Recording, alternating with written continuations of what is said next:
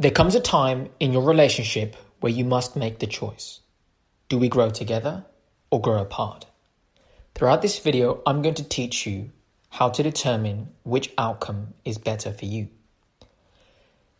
Every relationship must make the transition from limerence to love in order to blossom into a healthy lifelong commitment.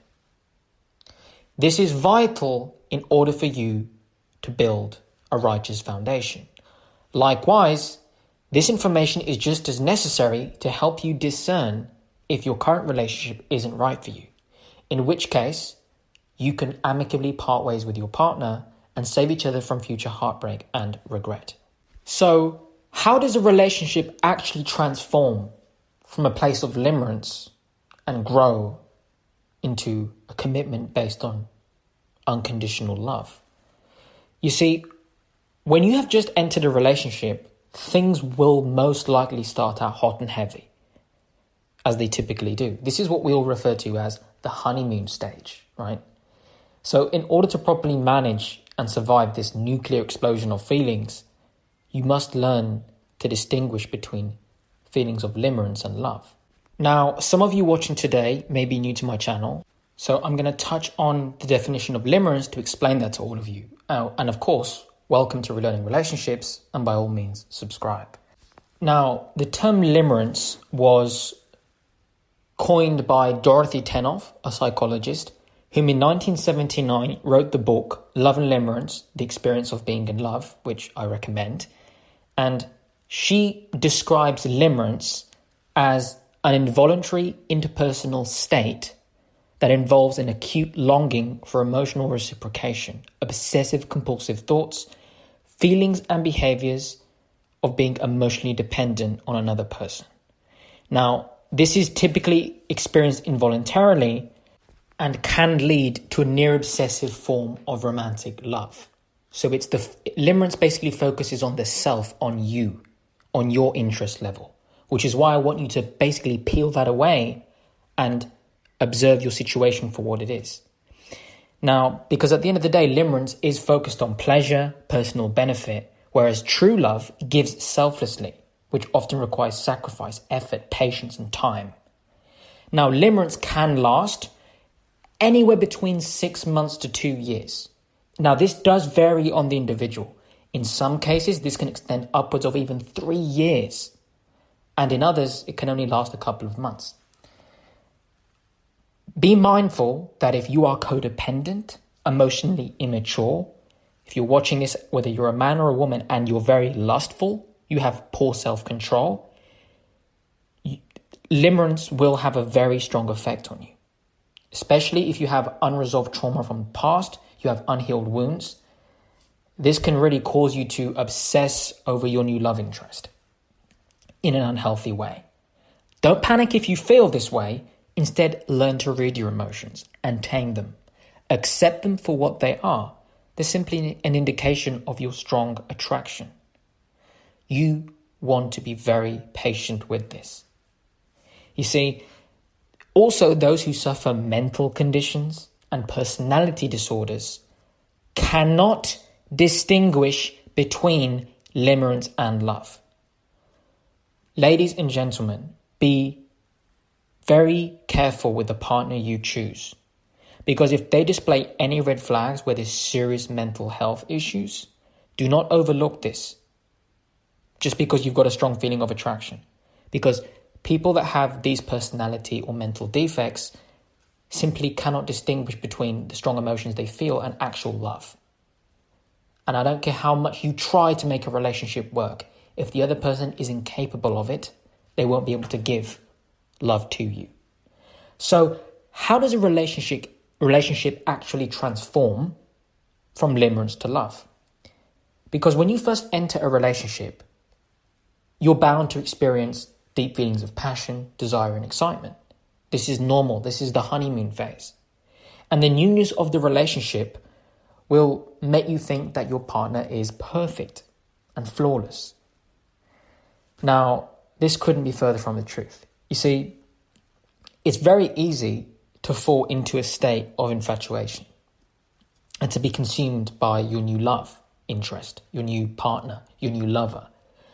Now, the truth is, just because you've been dating or getting to know each other for a couple of months and have just entered a relationship, you don't actually know who your partner is. So you can't truly claim to love them. You may begin to develop love, but this takes a long time to develop. What is happening here is that you are most likely in limerence. You're experiencing a strong desire to have your emotions reciprocated, and you're obsessing. You're focusing on pleasure, you're focusing on lust, on yourself. Be mindful of this. Why am I telling you this? Pretty simple. Because you and your lady, or for the ladies watching, you and your boyfriend, were going to be on your best behavior at the beginning of the relationship. At the start, you and your partner will always do your best to try and impress the other and project your fantasy or idealization onto each other. This means that it's very easy to hide parts of yourself for the first few months or even the first few years if you're very sneaky or you've got low self-esteem. For this very reason, I implore you to take things very slowly and just take some time to digest this very simple piece of wisdom. As I said in my previous video, real relationships aren't perfect and perfect relationships aren't real. Guys, you cannot say you truly love your woman until you've spent a large amount of time around her. Do you know how she behaves when she has a bad day? Is she a good communicator when she's upset? How does she treat you day in and day out? Do her bad habits bother you? How does she handle disagreements? Does she cause drama or is she peaceful? Do you trust her? Is she consistently showing up as a giver? Do you want the same things out of life? Are you compatible? Have you discussed a future together? Ladies, think about these things too when you're dealing with a man. Because these are questions that you will only be able to answer after you've gone through hurdles in your relationship. After you've both moved past the initial feelings of infatuation. Because after the honeymoon stage, most men and women come at a giant roadblock in their relationship. This is where past wounds and traumas tend to surface. And for most people, they're scared when this happens because it's the unknown. There's a level of uncertainty there. And this is when past wounds and traumas tend to come to the surface. And most people resort to blaming, projecting, they withhold love, they find it difficult to trust because it's new territory, they don't know what they're doing. And when your parents or your caregivers never educated you on love, on relationships, you will revert right back to your own emotions, to your own interest level, to yourself. And as I mentioned earlier, everybody's on their best behavior at the start of a relationship, which is why most people often say, oh, my partner changed when things became more serious. When in truth, your partner is very seldom going to change. The truth is you're now seeing them for who they are because your lust has died down. The experience of a new relationship has kind of lost its newness, and now you're kind of settling into a routine, a schedule, a pattern of each other's behavior. And now things have kind of calmed down. The dust has settled and you're seeing things clearly for once. And it doesn't feel the same way it did at the beginning. You're not getting those butterflies. Your emotions aren't hyper. You're not all over the place. And what happens is during limerence, you're infatuated with your partner. And now it feels like coming down from a high and you're beginning to see things for what they truly are. So oftentimes the lady you see, guys, is exactly what's always been there. It just becomes easy to overlook red flags or things you don't like when you're in limerence. For the ladies, this goes the same thing for you. And very few people are taught that it's normal for this infatuation, this limerence, this honeymoon stage to end. But, we live in a culture in the modern world where this is normalized. It's romanticized in movies, on TV shows. And this means that when the limerence ends, the fantasy of who you thought she was comes crashing down. And it becomes easy to think, oh, something's wrong, when in fact, this is likely to be expected. Do not believe what the modern world tells you. Everything isn't always going to be sunshine and roses. You must take a deep dive within and face the fact that it can actually take years for couples to come to a place of understanding each other and themselves. Because growing together in a relationship is a commitment, and you must really devote every single part of your being, your mind, your body, and your soul if you want it to work, and it must be mutual.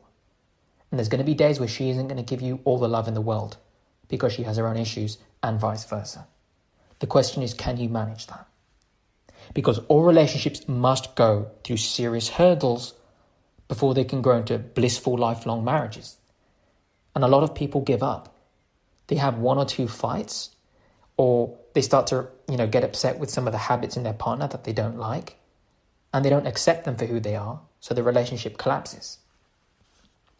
And moving out of limerence can feel very tender, right? You're going to be shocked. You can often be upset.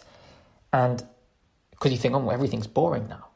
And this causes both you and your partner to come head to head with past wounds and your deep-rooted fears. Okay? So when there is a lack of awareness, remember, things turn to chaos. Because understanding brings forth compassion. I'll repeat that. Understanding brings forth compassion. And when you do not understand your partner, it's going to be very difficult for you to relate to them and be compassionate to them. So instead of fighting and pulling away, you must grow closer and be vulnerable and really take the time to get to know each other's soul, or else your relationship won't work. This is what leads to so many fights, disagreements, frustration, and anger towards one another. And this is what causes emotional attraction to be eroded, which divides you and your partner, destroying the connection that you once had. But I'll give you some hope. There is an alternative route to the pain and drama, but only if you are both committed to growth, righteousness, and overcoming your emotional triggers, working through your past wounds. This becomes an opportunity for couples to turn towards each other rather than against each other. The Bible tells us in 1 John verses 3:18 through 19, "Dear children, let us not love with words or speech, but with actions and in truth." Guys, love loves through truthful actions. I don't care how often you tell your girlfriend "I love you" or how often she says it to you. Unless your actions match your words and vice versa, you're not loving each other. Now, I don't want you to feel ashamed for a past relationship that comes to an end, because we all learn and grow along the way. Not all relationships are meant to last. In some cases, a woman may come into your life and highlight and pinpoint parts of yourself that need healing or need change. This is why you may have a pattern, a recurring theme, of multiple toxic relationships that constantly end on a loop. And this will keep happening until you take action to work on the underlying issues, which is your sin, your godlessness, your pride, your unresolved trauma, your lack of masculinity for some of the men watching. Now, on the other hand, a relationship can turn into a lifelong commitment, but you and your woman must be fully accountable for your actions, your reactions, and there must be mutual desire to grow together. Guys, one person can't do all the work. It takes two to tango. If you are pouring all of your energy into the relationship and your lady is doing the bare minimum, then there will never be progress. And for the ladies, this goes the same with the man you choose. When a couple has chemistry, which is physical desire, compatibility, which is alignment of belief system, outlook on life, lifestyle, and mutual self-awareness, it becomes very likely for love to develop. So now, wrapping things up, I'm just going to touch very lightly on love. Love needs constant watering of truth, vulnerability, and acceptance. Guys, if you don't accept your woman the way she is, and she doesn't do the same for you, it's not love. It's lust. Because love is a habit that you must bring into your relationship. You see, if you were to stop watering a rose, it would eventually wither and die. This works the same way in a relationship. Love is not just a feeling, it is a choice. It's a discipline. Both you and your partner should be disciplined in daily sacrifice and commitment to one another in mind, body, and soul. If you make it a priority, you will make it work. Love must be cultivated and cherished at all times. It requires effort, care, and dedication. It's no different than exercising at the gym, working out. If you stop putting healthy food into your body, if you stop training, you're going to get out of shape and become unhealthy. You don't just go to the gym once, you have to go consistently for a long period of time to see a change, to see growth. And it's the same thing in your relationship. A lot of people, after being together for a few months, once they come out of the honeymoon stage, they stop courting and dating each other. They stop doing the things they did to romance each other when they first met. And then there's this lack of love because they think, well, I've got the girl now, I don't need to do anything. Or some women think, oh, I've got the man now, and she just gets fat and stops taking care of herself. Then they're both miserable and unhappy. They stop meeting each other's needs because they've stopped making each other a priority. Love must always be watered. Okay? Often, you might think that you're giving genuine love or that you're receiving it. And this is why I want you to understand biblical understanding of love. Now, this is the definition of love according to the Word of God. Love is patient. Love is kind. It does not envy. It does not boast. It is not proud. It does not dishonor others. It is not self-seeking. It is not easily angered. It keeps no record of wrongs. Love does not delight in evil, but rejoices with the truth. It always protects, always trusts, always hopes, always perseveres. Love never fails. 1 Corinthians 13 verse 4 through 8. Now, these 14 characteristics of love I will explain in a future video. But I just wanted to end it there so you have a general overview of why every relationship, if they are to last, must make the jump from limerence to love. With that said, hope you all enjoyed the video. Share this with a friend, a family member, or a loved one in need. Again, for anybody who would like to learn more about my work, a link to my book is in the description. With that said, hope you all have a wonderful day. God bless all of you and your families, and I'll see you all in the next one.